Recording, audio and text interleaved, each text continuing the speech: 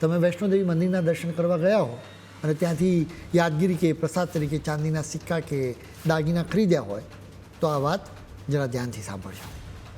શ્રદ્ધાળુઓ ભક્તિભાવથી સિક્કા લેતા હોય છે, પણ એક ચોંકાવનારી તપાસમાં જે સત્ય બહાર આવ્યું છે ને તે જાણીને તમે પણ હચમચી જશો. તમે જે વસ્તુને શુદ્ધ ચાંદી માનીને હોંશે હોંશે ઘરે લઈ આવ્યા છો ને એ અસલમાં ચાંદીના નામે ધીમું ઝેર હોઈ શકે છે.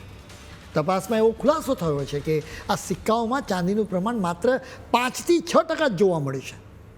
બાકીના ભાગમાં લોખંડ અને કેડમિયમ જેવી ધાતુઓ ભેળવવામાં આવી રહી છે. ચાંદીના નામે જે વસ્તુ પધરાવવામાં આવે છે એમાં કેડમિયમ એટલું ખતરનાક છે કે તે શરીરમાં કેન્સર જેવી ગંભીર બીમારીઓ પેદા કરી શકે છે.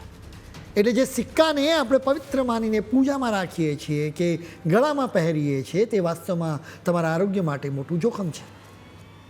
હવે જ્યારે પણ તમે માતાજીના ધામમાં જાઓ ત્યારે આવી છેતરપિંડીથી ખાસ સાવધાન રહેજો.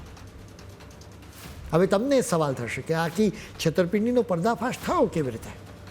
હવે બન્યું એવું કે શ્રી માતા વૈષ્ણોદેવી શ્રાઇન બોર્ડે મંદિરમાં ચઢાવા તરીકે આવેલી 20 ટન જેટલી ચાંદીને પીળાવવા અને એને સુરક્ષિત રાખવા માટે સરકારી ટંકશાળામાં મોકલી.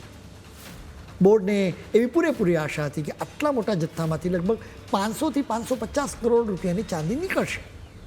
પણ જ્યારે તેની તપાસ કરવામાં આવી ત્યારે અધિકારીઓ ચોંકી ગયા.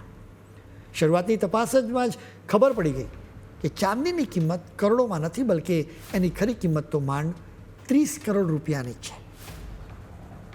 આટલા મોટા તફાવતે આખા વહીવટીતંત્રને હચમચાવી દીધું. અને ત્યારે ખબર પડી કે ભક્તો દ્વારા ચડાવવામાં આવતી ચાંદીમાં ખરેખર તો ચાંદી જ નહોતી,